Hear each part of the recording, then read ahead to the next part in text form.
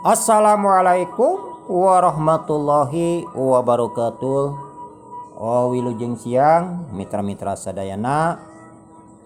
Penak deui sareng Kang Arid dina acara dongeng Sunda nya. Dina judul Bagaspati serial Dukun Siluman seri K54.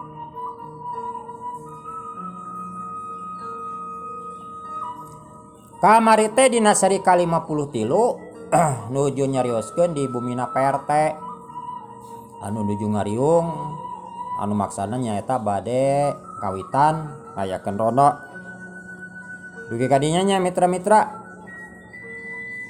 Supados teh nyangkolong tingkana waktos sareng teu gantung dangun sumangat ieu acara dongeng Sunda urang kawitan bae. Dar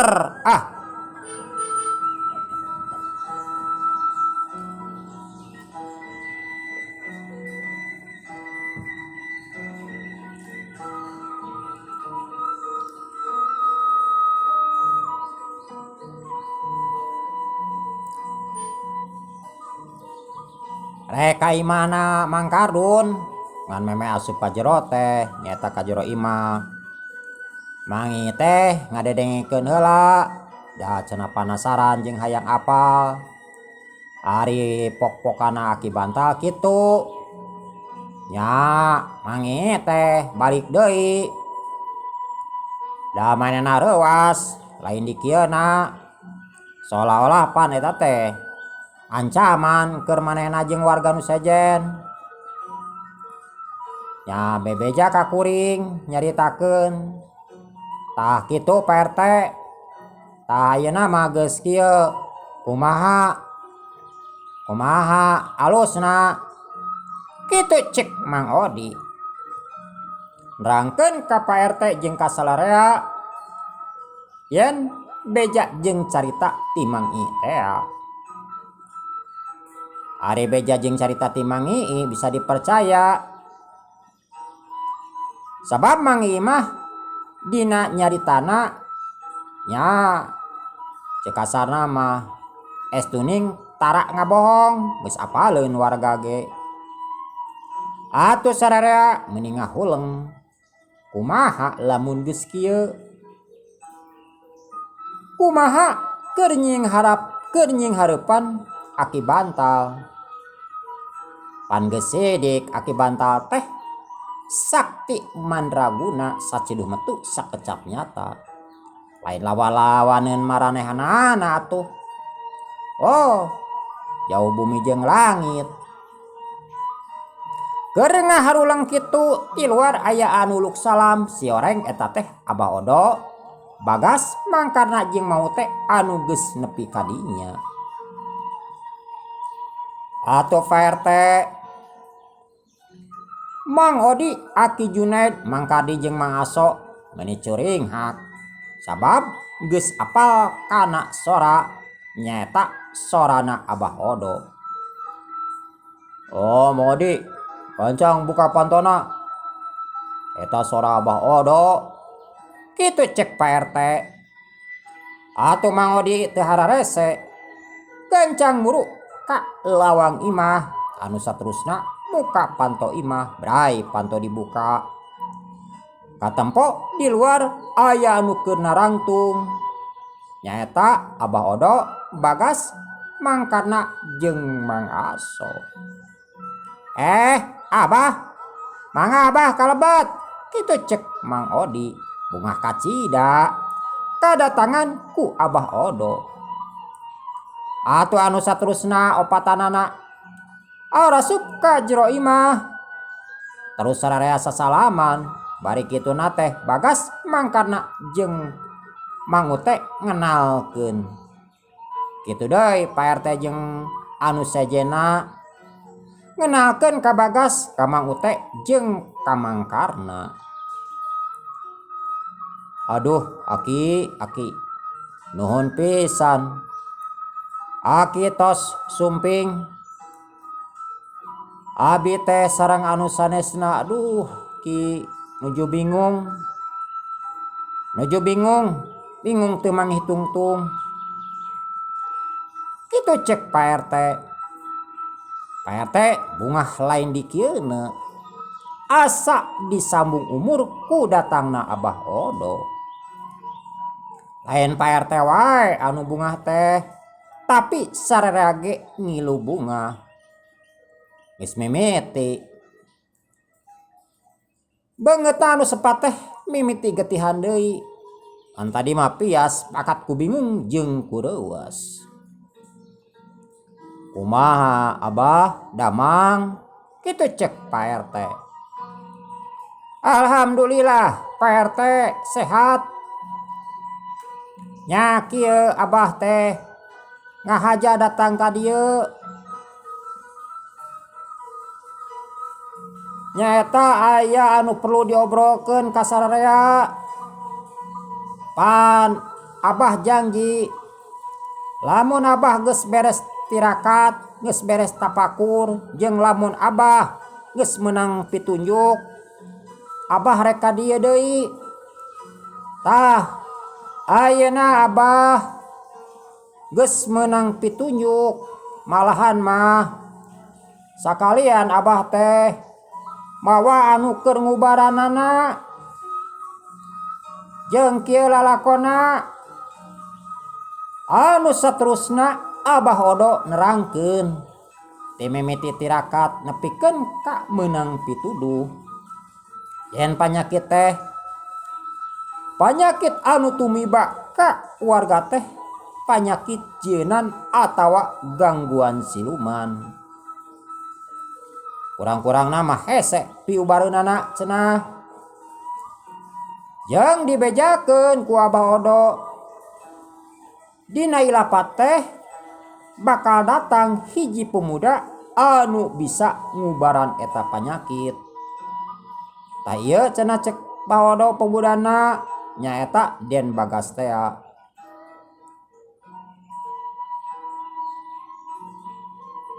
Kabehanana diterangkeun eueuh anu kaliwat. Malahan mah Bagas datangna ka dinya ngadon salat jeung rek ngadon istirahat. Nya intina mah cek Abah Odo meureunan ieu mah geus pitulung Allah. Dan Bagas teh cek Abah Odo cenah keur ngalalana. Tah kitu Pak RT jeung ka sararea. Atuh sararea ungut-ungutan bari nganuhunkeun ka Abah Odo jeung ka Bagas, ka Mang Karna jeung ka Mang Ute. Aduh, nuhun pisan Abah. Oge ka Den Bagas, ka Mang Karna sareng ka Mang Ute. Tos rumpaheun ka dieu. Sareng hatur nuhun pisan atos bade ngabantos ka warga. Berat nyuhun berat nanggung berat narimakeunana Bapa teh. Kitu cek Pak RT. Tah Abah oge ka Den Bagas. Intina di dieu teh beuki asariweuh. Nya ari anu udur mah Bah harita tetos damang. Atau sabiasa deui sabihara sabihari deui. Nanging damang ku damangna aya deui masalah. Kitu cek Pak RT. Jeung Pak RT ge anu saterusna nerangkeun kajadian anu tumiba di Kampung Cinyumput. Timimiti kadatangan Mang Odi jeung Aki Bantal kabeh diterangkeun yen Aki Bantal sanggupeun keur ngubaran warga anu garering. Emang calager anu garering mah jeung dina ngubaranana ge kudu make sasajen, dimimiti hayam, beas, ketan, pokona mah cenah komplit. Tapi ari Pak RT ari masalah eta mah sasajen. Seolah-olah teu dipermasalahkeun. Nahan cenah, bah aya leuwihna jeung kacida parahna. Panpokna ge cek Aki Bantal, lamun anu gering hayang cager kudu ditambahan ku duit. Anu lobana 5 benggol. Pancena kayaan warga keur mejeuna susah. Jeung kudu nyembah ka Aki Bantal, kudu nurut, kudu jadi pengikutna. Aki Bantal nyarek ibadah, nyarek sholat. Tajuk oge musolah kudu dirug-rugen. Tah ayeuna sebagian warga aya anu miblat ka Aki Bantal, aya oge cenah anu henteu. Ngan abdi cikeneh meunang beja yen Aki Bantal dina peuting ayeuna rek ngirim panyakit ka warga. Warga anu bedegong omong nama anu teu ngilu ka maranehanana. Tah kitu bah oge Kaden Bagas kitu cek Pak RT nerangkeun kayaan anu kajadian di Kampung Cinyumput. Atuh Abah Odo meningah huleng nepikeun ka kitu-kituna anu ngaranna Aki Bantal rek ngajerumuskeun warga. Ari kitu mah cenah seolah-olah arek ngamusyrikeun warga. Kitu cek Abah Odo.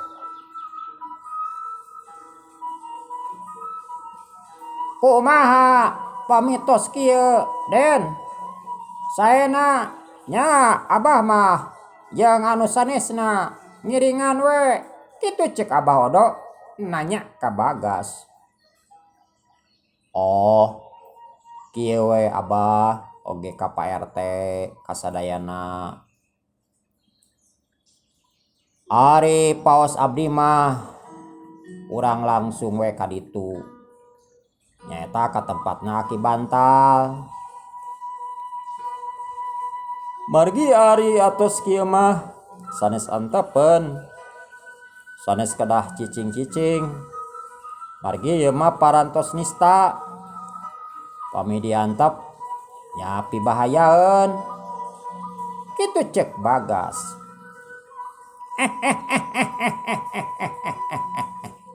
Kieu ari jeung budak ngora mah satuju pisan jalu.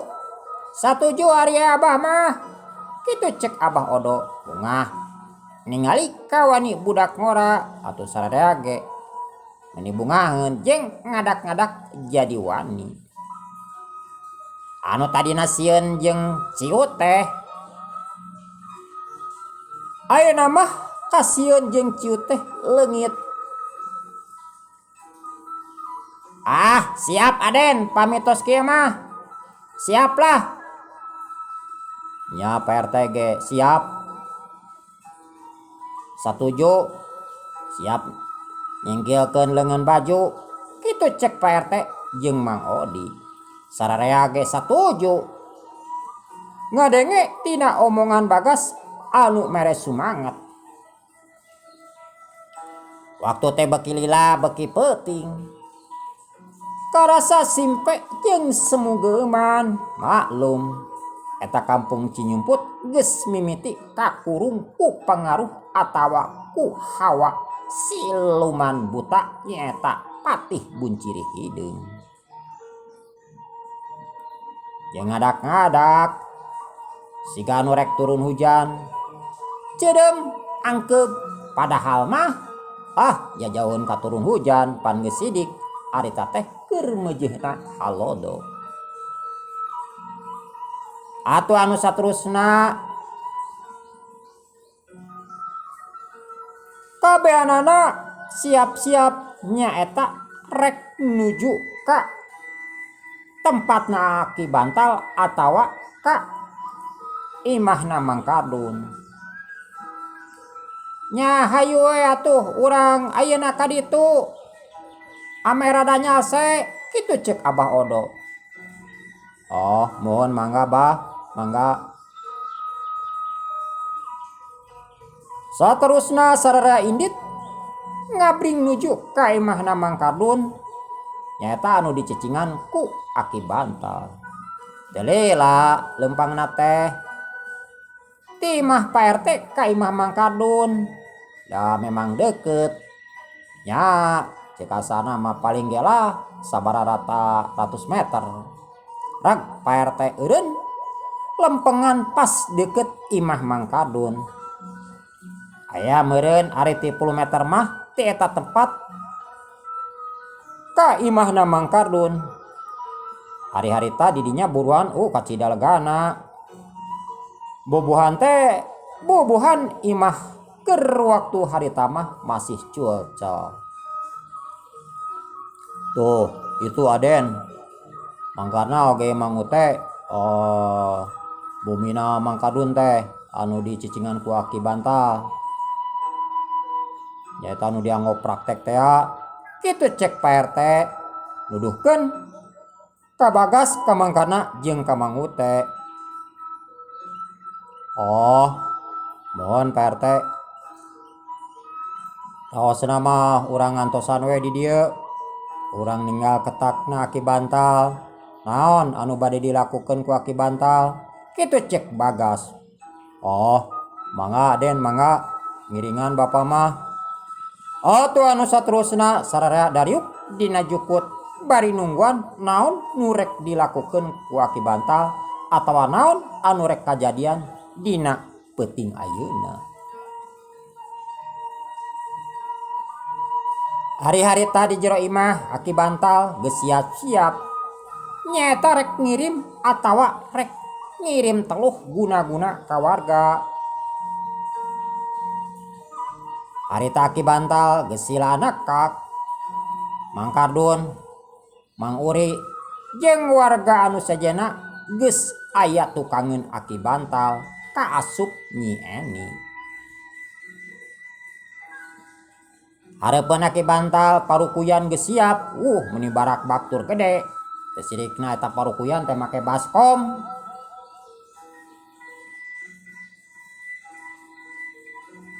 Sasajen meni sanyiru gede. Eta sasajen teh meni sagala aya. Rujakeun mimiti rujak cau, rujak kalapa, rujak asem, rujak gula, gula beureum, cai kopi, kopi pahit, kopi amis, amis pahit, pokona mah sagala aya. Kakembangan ti kemang warna-warni, kemang ros beureum, bodas, malati, komplit pokona mah. Malahan mah aya bakakak nyaeta bakakak hayam. Da sasajen mah bobohan loba nyaeta pamere warga anu ngahaja nyieun ubar kadinya.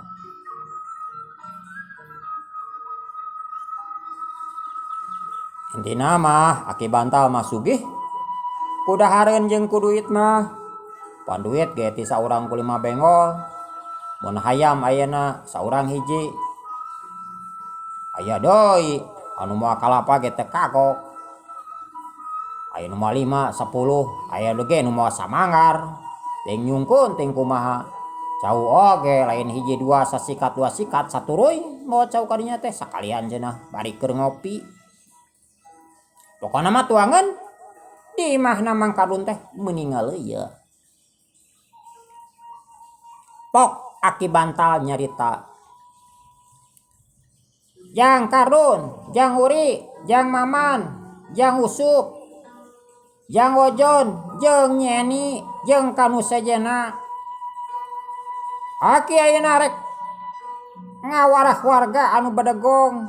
Ayeuna ku Aki rek dikirim. Rek diteluh. Tuh man. Lamun diantep wah bakal ngeunaheun. Omat. Ulah sepikeun karibut kudu husu. Jang lamun aya nu datang kajadian amat ulah gugup ulah sieun sing percaya kaki yen eta anu datang teh nyaeta kasaktian Aki. Itu cek Aki Bantal. Wawadi heula kasararea supaya lamun ke aya nu datang awat kumaha ulah nepikeun ka geumpeur. Oh, mangga Ki, mangga. Mangga Ki lah. Siap. Sararea ngamanggakeun. Can apaleun naon anu bakal kajadian anu sabenerna. Kok Aki Bantal nyokot menyan. Anu saterusna eta menyan ti beuleum. Bari kituna teh Aki Bantal mapatkeun ajianana. Bari nyeluk patih buncir hideung. Paladug aseup mimitim paladug tur meuni mulek di masa kitu gedena teh mulek pinuh ku haseup. Bobohan anu dibeuleum teh menyan teh loba. Beres Aki Bantal mapatkeun elmuna gelebug aya sora angin meuni ngagelebug.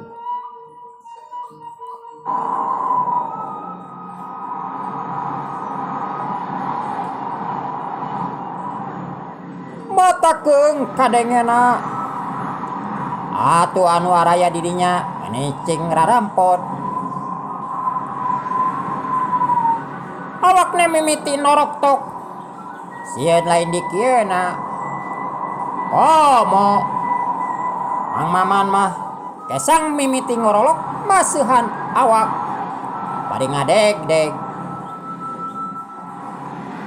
Kitu deui anu sejenna da keur warga Cinyumput mah atuh kakara ngadenge angin meuni ngagelebug.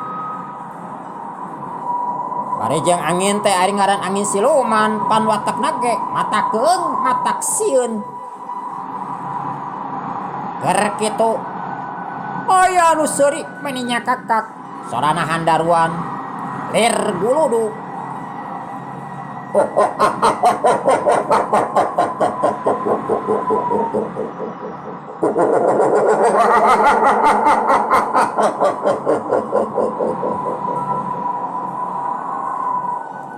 Si horeng eta teh sora patih buncir hideung. Keur kitu jelag hareupeun Aki Bantal aya nu ngabeleg-beg. Awakna hideung sirana botak, panonna bolotot, siungna meuni rangeteng. Jeung meuni seukeut pijelna kaluar. Bojana meuni dosol, buluna meuni paranjang tur meuni hideung. Awakna jangkung hampir jujul di jero imah. Atuh kabeh warga anu nempo meuni burial bencelik anon molotot sigarek luncat. Bari tutunjuk ka hareup. Juju.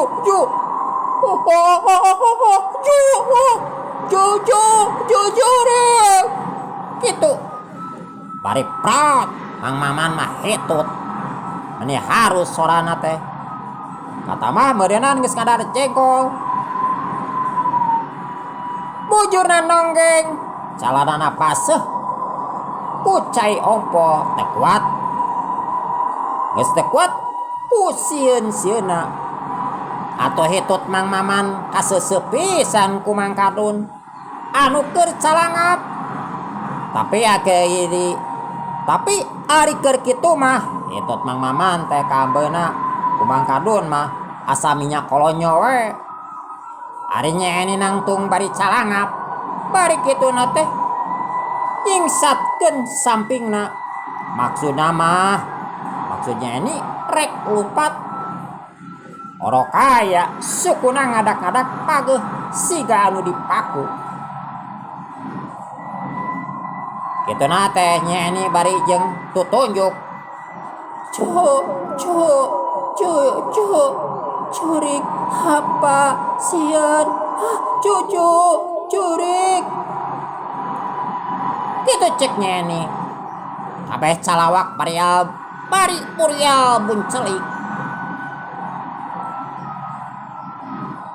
atuh kayaan didinya kacau balo anu hitut prat petrot silih tembalan kayaan kacau atuh aki bantal menireuaseun harita ari Mang Usup panona mulan kaluhur bari kokoceakan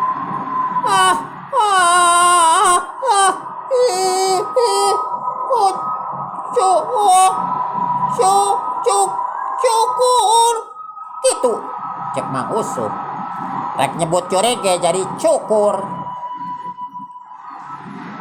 biwirna calangap monyong ka hareup harita Mang Ojon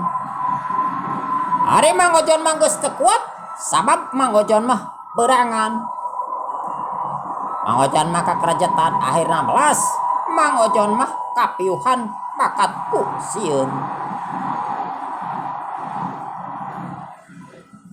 ningali kitu Pati Buncirideng cakakak seuri anjing ngakakak bari ngalenggak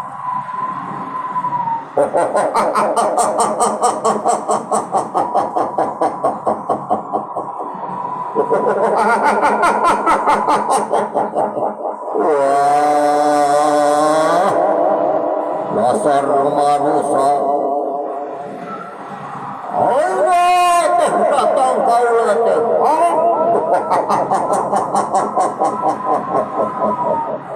gitu cek Pati Buncirideng ngakakak seuri atuh tamah masieun tamah mareuwas lamun budak mah geus sidik sawan geus kaliwatan ti sawan dibere deui seuri deui atingali sihungna jeung huntuna menirang ngeteng anona palotot beuki we sararea motah sararea cing jararicing karoceak tapi oro kaya sanajan manehna rek mabur sukuna kabehana ngadak-ngadak pageuh kumaha we anu dipaku kana papan imah kan bisa teh curug we anu bentik-bentik bari tutunjuk ka hareup bari jurig-jurigan ningali kayan kitu Pati Buncirideng teh cicingeun sakilat Pati Buncirideng awatek ajianana nyaeta ajian keur ngaleungpeuhkeun keur nalukeun bangsa manusia boboan siluman anu gagas sakti mandraguna anu loba dina ilmu jeung pangartina tina baham Pati Buncirideng kaluar hiji cahaya beureum lecing bararasat eta cahaya nuju ka warga anu keur raribut ai warga teh pan ribut teu puguh anu saterusna eta cahaya keuna ka warga nyaeta cahaya nu dikeluarkeun ku Pati Buncirideng keuna ka warga kabeh adak-adak eta warga jadi cicing anu tadina cing harwak cing jararewet teh ngadak-ngadak jempe ayeuna mah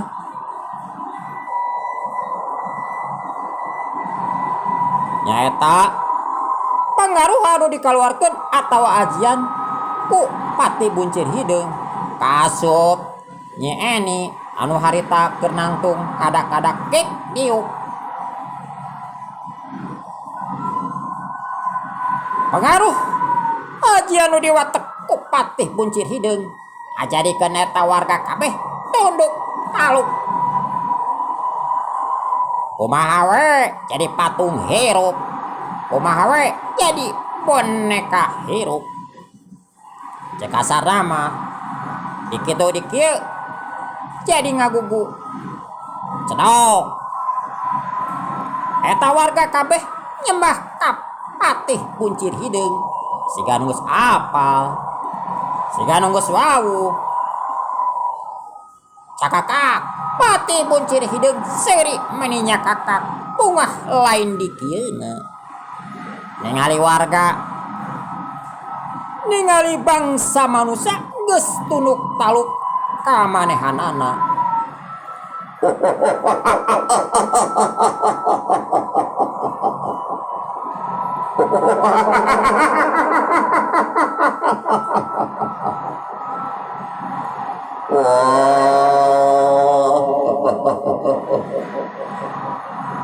Ditarima ku kaula manusia.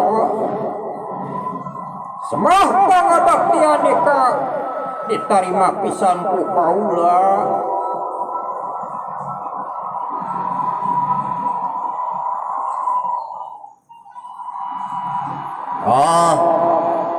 Ini mimiti ayeuna mah maraneh kabeh geus jadi penganut kaula. Ini mimiti ayeuna maneh kabeh geus jadi pengikut kaula. Itu cek Patih Buncir Hideung.